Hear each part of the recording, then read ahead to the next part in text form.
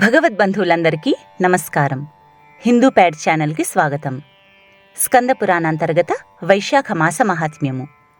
వైశాఖ మాస మహాత్మ్యములోని 13వ అధ్యాయము అశూన్యశయన వ్రతము. నారద మహర్షి అంబరీష మహారాజుతో ఇలా అనెను. శృతదేవుని మాటలను విని శృతకీర్తి మహారాజు, మునివర్య, మన్మధుని భార్య రతీదేవి అశూన్యశయన వ్రతమును చేసినట్లు చెప్పారు. ఆమెకు ఆ వ్రత విధానమును దేవతలు చెప్పినట్లుగా మీరన్నారు. దయ ఉంచి నాకు ఆ వ్రత విధానమును వివరించండి. ఆ వ్రతమున చెయ్యవలసిన దానము, పూజనము, ఫలము మున్నగు వానిని కూడా నాకు చెప్పగోరుచున్నాను అని అన్నాడు. అప్పుడు శృతదేవుడు, మహారాజా వినుము. అశూన్యశయనమను వ్రతము సర్వపాపములను పోగొట్టును. ఈ వ్రతమును శ్రీమన్నారాయణుడు లక్ష్మీదేవికి చెప్పెను.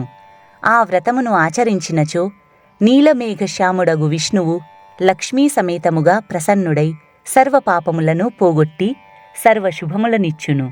ఈ వ్రతమును ఆచరించి గృహస్థ ధర్మములను పాటించిన వారు సఫలమైన గృహస్థ జీవనమును గడిపి సర్వసంపదలను పొందుతారు. అట్లు చెయ్యని వారికి శుభము ఎలా కలుగుతుంది? శ్రావణమాసమున శుద్ధ విధియయందు ఈ వ్రతమును ఆచరింపవలెను. ఈ వ్రతమును ఆచరించువారు 4 మాసములు హవిష్యాన్నమునే పాయసమునే భుజింపవలెను.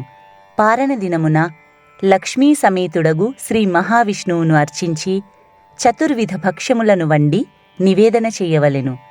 కుటుంబము గల సద్బ్రాహ్మణుణ్ణి పూజించి అతనికి చతుర్విధ భక్ష్యములను వాయనమియ్యవలెను. బంగారు లేదా వెండి లక్ష్మీనారాయణ ప్రతిమను చేయించి పట్టువస్త్రములు, తులసీమాలికలు మున్నగు వానితో అలంకరించి తెల్లని పుష్పములు, సుగంధ వస్తువులతో పూజింపవలెను. శయ్యాదానములు, వస్త్రదానములు చేసి బ్రాహ్మణ భోజనము, దంపతుల పూజ చెయ్యవలెను. ఈ విధంగా శ్రావణమాసము మొదలు 4 మాసములు శ్రావణ, భాద్రపద, ఆశ్వయుజ, కార్తీక మాసములు విష్ణువును లక్ష్మీ సమేతముగా పూజింపవలెను. తరువాత మార్గశీర్షము, పుష్యము, మాఘము, ఫాల్గుణము అను మాసములందును లక్ష్మీ సమేతుడగు శ్రీమన్నారాయణుణ్ణి పూజింపవలెను. తరువాత చైత్రము, వైశాఖము, జ్యేష్ఠము, ఆషాఢము అను మాసములందు శ్రీహరిని రుక్మిణీ సహితముగా ఎర్రని పుష్పములతో పూజింపవలెను. భూదేవ సహితుడు సనందనాది ముని సంస్థుతుడు పరిశుద్ధుడు అగు శ్రీ మహావిష్ణువును అర్చింపవలెను. ఈ విధంగా చేసి ఆషాఢ శుద్ధ విధియయందు ముగించి అష్టాక్షరీ మంత్రముచే హోమము చెయ్యవలెను. మార్గశిరము మున్నగు 4 మాసముల పారణయందు విష్ణు గాయత్రిచే హోమము చెయ్యవలెను. చైత్రాది చతుర్మాసములయందు పురుష సూక్త మంత్రములచే హోమము చెయ్యవలెను. పంచామృతములను, పాయసమును, నేతితో వండిన బూరెలను నివేదింపవలెను. శ్రావణాది మాస చతుష్టయమున పూజ, హోమము, భక్ష్య నివేదన చెయ్యవలెను. లక్ష్మీనారాయణ ప్రతిమను శ్రావణాది మాస చతుష్టయ పూజకు ముందుగానే దానమియ్యవలెను. శ్రీకృష్ణ ప్రతిమను మార్గశీర్షాది మాస చతుష్టయ పూజా మధ్యమున దానమియ్యవలెను. చైత్రాది మాస చతుష్టయ పూజాంతమున వెండి వరాహమూర్తిని దానమియ్యవలెను.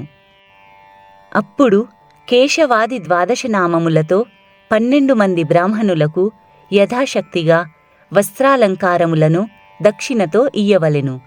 నీతితో వండిన బూరెలు ఒక్కొక్కరికి 12 చొప్పున దానమియ్యవలెను. తరువాత మంచమును, పరుపును ఉంచి దానిపై కంచుపాత్రపై సర్వాలంకార భూషితమగు లక్ష్మీనారాయణ ప్రతిమను ఉంచి విష్ణుభక్తుడు, కుటుంబవంతుడు అగు ఆచార్య బ్రాహ్మణునకు దానమిచ్చి బ్రాహ్మణ సమారాధన చెయ్యవలెను. దానము చేసేటప్పుడు లక్ష్మ్యా అశూన్యశయనం యథా తవ జనార్దన శయ్యా మమాప్యశూన్య స్యాద్ధా నేనా నేవ కేశవ అనే మంత్రమును చెప్పి దానము చెయ్యాలి. దానమంత్రము యొక్క భావార్థము: స్వామి జనార్దన, నీ శయ్య లక్ష్మీ సహితమై ఉన్నట్లుగా నా శయ్యయు సదా అశూన్యమై ఈ శయ్యాదానముచే ఉండుగాక. దానము చేసిన తరువాత అందరి భోజనమైన తరువాత తాను భుజింపవలెను.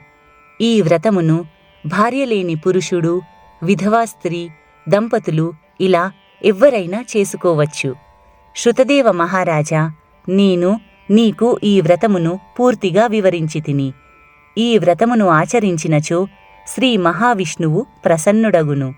ఆయన అనుగ్రహమును పొంది జనులందరూ ఆయురారోగ్యములతో, భోగభాగ్యములతో, శుభలాభములతో సంతుష్టులై ఉంటారు. కావున యథాశక్తిగా భక్తి శ్రద్ధలతో ఈ వ్రతమును ఆచరించి భగవదనుగ్రహమును పొందవలెను. భగవంతుని అనుగ్రహముతో ముక్తి కూడా సులభమగును.